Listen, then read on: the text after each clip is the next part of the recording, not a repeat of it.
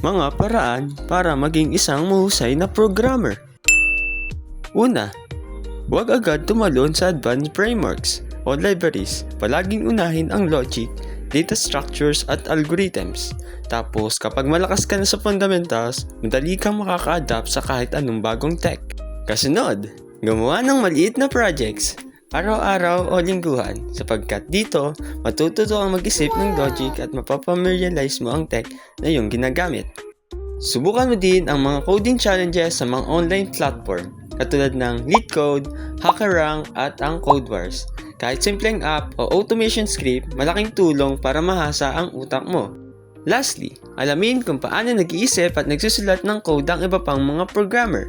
Dito mo matututunan ang best practices at mas magandang style ng pagsulat ng code.